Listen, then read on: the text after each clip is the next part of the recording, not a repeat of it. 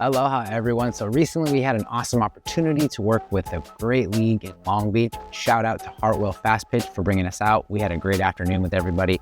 I went ahead and I filmed a long sequence through one whole team, and I thought it'd be kind of funny to sit back and narrate it while you guys kind of watch what it's like to shoot one entire baseball team here. So let's get started. First, we'll pull this up here. Right, so we had 2 stations going this day to cover the total amount of kids that we needed to photograph. So it's a lot of work going on, but here the first thing we're doing is we're making sure that the light is in the position that's gonna really illuminate the face correctly. I don't wanna get it too high or too low. We're using a reflector on both sides and obviously 2 kickers in the back.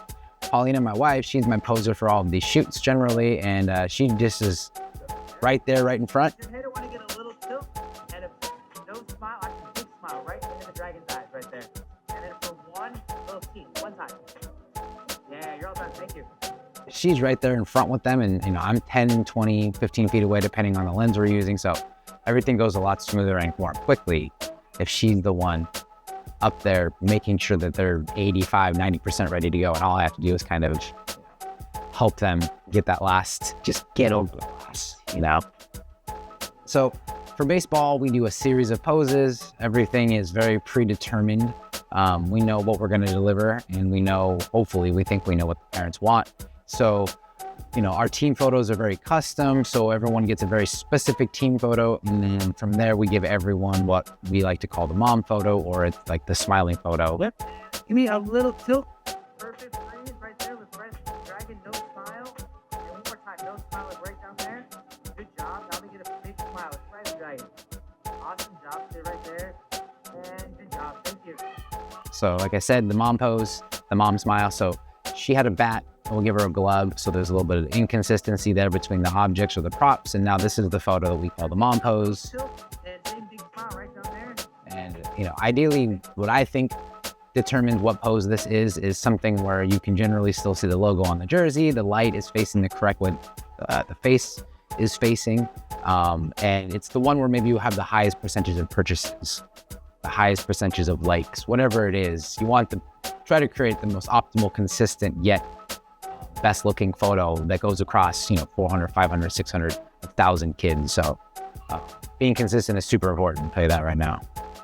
So yeah, we have a mat on the ground. The mat kind of helps just keep the kid right in the middle, keeps the person, doesn't have to be a kid. It allows us to, again, maintain the consistency and also just keep a process where everything is very much smooth. Super important. I mean, when you get home and you have all these pictures, if it's done a specific way, at least you know the lay of the land when you're jumping into it. It isn't just a pool of bullshit, right? Down here, freeze right there, that's so perfect. Look right down there, no smile, one more time. Now give me a big smile of red dragon. Get to those teeth. Yeah, great job, thank you. Not all kids are very receptive, or not all of them are having the best day. You have to take every little piece of being there in account. And stand up straight for me. Turn your body this way just a little. And freeze, big smile, look right down there. And then last one, right to dragon. Right there. Awesome, ready to go, thank you. Over time, you start to kind of pick up on the nuance of the kids and really going, okay, this is what you can get out of specific people. I know what I expect, I know what I don't want, and I know what I'm trying to achieve, but ultimately, you have to still work with the human being. So that's not always going to be a super easy goal to hit. But again, for like the millionth time, consistency is key. You're not going to win over every parent, but if you can nail a high percentage of them, it's definitely easier to keep the business rolling in that sense. Yeah, so this is one of those poses where, she's trying to instruct her where to kind of put her glove, and really get her to understand that this is going to be something where you're going to look good and just listen to me and trust me, more or less, And I get it. Right down there, no smile first, hang tight, that's great. Get one more here. Perfect, let me get a nice smile, right, dragon. Get a little teeth in that spot right there. Bigger smile, one time, teeth. All those teeth, let's see them. One time. Right here, one time. I'm not even looking, yeah, you're good, thank you. Looks great. So like I said, kids, we all stubborn. Getting teeth in a smile, to me, a smile doesn't not include teeth, but or else it's a grin, right? But I get it. Some kids have braces. They don't have braces in their teeth. They don't like their teeth. They don't like their smile. They weren't ever told to smile. First one is the way you want to smile. Right here. However you want to do it. Right there. Next one is how I want you to smile. With the teeth. Right here. Awesome. Draw that. Just like that. So in this small transaction, trying to develop a rapport or something with them that allows it to be comfortable in this quick burn and turn scenario is very tough, but you kind of learn your way around it. Like for her, for instance, she didn't really want to give me the smile, but she had great teeth and she had a great smile, so it was more like coaxing her out of it. And at the end, the second pose you saw me, I came in and gave her like a little bet, like, hey, you give me what I want and I'll give you what you want, and you're packing up with shoes. So ultimately, 95% of parents want the smile with teeth in it. There's a nuance between an over smile and like a regular smile. Like, that's part of my job is to learn. Yeah, don't move. That's perfect. Especially when it's no smile. But she had one of the cutest smiles in the world. I know her parents they're gonna love that photo. That photo is gonna turn out really well. So super excited about that. So we try to run a tight ship. We really want to make sure that everything is very organized during the day, so that keeps us very organized throughout the day. So we do have people that are helping. We do have very set of rules that we use to maintain the consistency of not only the photos, but for the kids and the parents and the league. The goal is for everyone to show up, and then within 30 to 45 minutes of their arrival, they're pushed through the line to get photographed and they're out.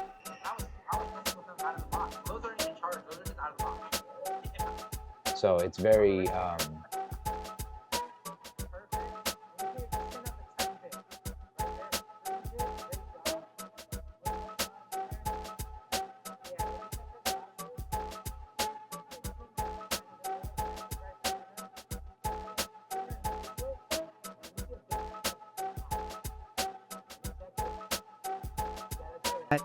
it's very tedious work to maintain all of it, but it pays off in the end if you just do it, just like everything, I guess, in life. Real quick with her.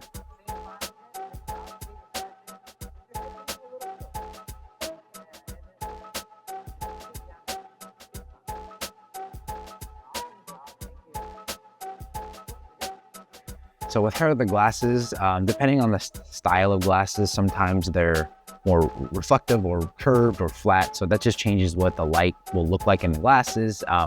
And if it's bad and it's like just a straight white circle, I'd like to kind of tip the chin down a little bit. Sometimes I have to face them the other way and kind of turn them over the shoulder, put the chin down a little bit, lift the light up. The problem with lifting the light up is that the light kind of comes up and you kind of get that more shadowy in the eye sockets if they have a big forehead and the shadow goes below the nose, and it gets more dramatic. It looks more like a horror movie or just like lighting. So I like it a little flatter, just a little bit of the Rembrandt. I don't like too much darkness behind the nose for these style of portraits. Really keep everything as like studio pop as you possibly can.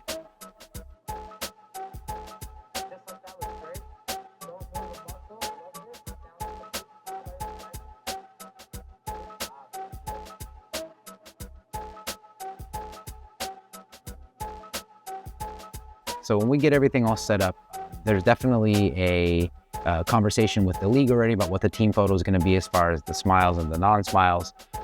We like to tell the team to just give us the two props, so the glove and the bat, and that allows us to have it kind of at our station. But kids sometimes have their own gear, so they're more than welcome to bring it with them if they want to have their own glove or bring their own batting gloves.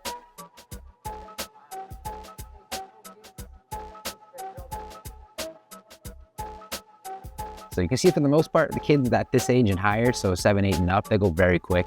It makes for a really easy experience for everybody. When they get little, 3, 4, 5, it's definitely a little more time consuming.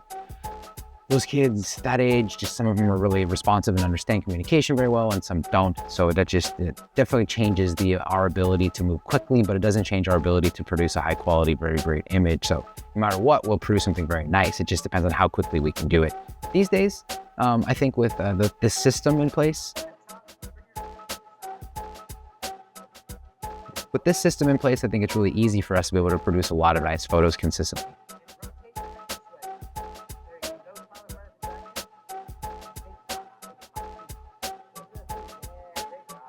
You you've probably seen Paulina hop in there with the clipboard. What that is that's kind of like our slate. That's got the name of the girl, her parents' email, and the team name on it. So this is our way of being able to go back later and know who what girl is who what, if that makes sense, because really they're just a number on my camera until that information is kind of tied together, which is super important for delivering all the photos, which I'll get into in a whole different video. But delivering the photos, I mean, it really is 80% of this job. What we're doing here, all of this organization, getting ready, it's like 20%. Really, sometimes it's, when I get home, I'm so much more stressed out over everything else that we have to do versus just doing this portion of it. I feel like this is the art, it's the science, it's the thing that I'm very linear with. I can get into it and get it done. I can get into it and get it done. But that delivery, it's just so chaotic. But yeah, I mean, it's all part of the experience, all part of the job, obviously, and I wouldn't trade it. I love this business. What you didn't see me do a lot today was move the light up and down. When we have baseball and hats involved, we do see the light have to get moved up and down more.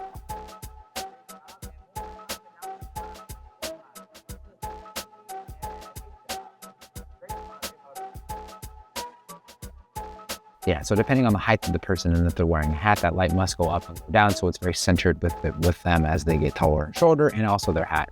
Little tricks you can use to kind of get some light under the hat, but preferably I don't like it when the hat's too high or too low because you want it to be just right there. So the light, just like that's the light, it's kind of getting in here, kind of like that. That's where I think everything looks its best. You can see on top of my camera, there's a little dragon. That's kind of our new little mascot, the red dragon. That's gonna give the kids and anyone really just a spot, place to look. When I say, hey, look at the camera, they don't look at a black square or they look into my eyes, which are generally a little bit above. Where I want them to look, they're gonna be able to look right at that dragon, and most of them see it right away. So it's really good. It's a really smart thing to do. I think for anybody having some type of way to get their eyes to look at something right away, I think you can get more often a good expression from them quickly doing that versus look at my camera, look at my lens. Hey, look right here. When you say look right here, they look at you. And if you're not leaning down into your camera, they're really not looking at anything. So